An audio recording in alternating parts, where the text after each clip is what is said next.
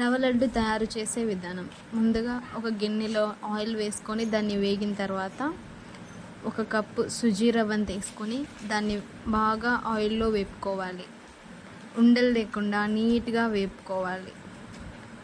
అది బ్రౌన్ కలర్లా అయ్యే వరకు, మంచి సువాసన వచ్చే వరకు బాగా వేపుకోవాలి. ముందుగా హాఫ్ కప్పు కొబ్బరిని తురిమి వేసుకొని పెట్టుకోవాలి. తురుము లేకపోయినా మిక్సీ అయినా వేసుకోవచ్చు. ఆ కొబ్బరి తురుముని ఈ రవ్వలో వేసి బాగా కలుపుకోవాలి. మర్చిపోకండి, ఒక కప్పు సుజీ రవ్వకి హాఫ్ కప్పు కొబ్బరి పొడి మాత్రమే వేయాలి.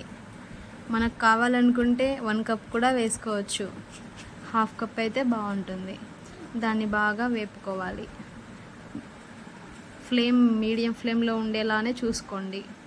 ఆ తర్వాత 1 కప్ ఆఫ్ షుగర్ని తీసుకొని ఇందులో వేసుకొని బాగా కలుపుకోవాలి. ఒకవేళ మీరు షుగర్ని మిక్సీ వేసుకొని కూడా వేసుకోవచ్చు. నేనైతే షుగర్ని ఇలాగే వేసాను. దీన్ని బాగా కరిగేలాగా నీట్గా కలుపుకోండి. రవ్వ లడ్డు చేయాలంటే చాలా ఓపిక ఉండాలి. బాగా కలిపి మంటని మీడియం ఫ్లేమ్ టు హై ఫ్లేమ్లో అడ్జస్ట్ చేసుకుంటూ బాగా వేపనివ్వండి. అడుగున మాడకుండా చూసుకోండి. మాడిపోతే రవ్వ లడ్డు ఏమీ బాగుండదు.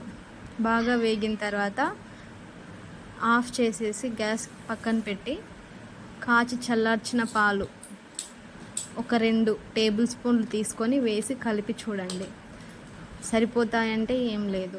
ఒకవేళ సరిపోకపోతే ఇంకా కొన్ని పాలను వేసి బాగా ఉండలు లేకుండా బాగా కలుపుకొని ముద్ద చేసి చూడండి. అవ్వలేదంటే ఇంకా కొన్ని పాలు వేసి బాగా కలిపి ముద్దలా చేసి చూడండి. ముద్దలు అవుతున్నాయి కదా, ఇంకా మొత్తం రవ్వని చిన్న చిన్న ముద్దల్లా చేసుకొని ఒక గిన్నెలో పెట్టుకోండి.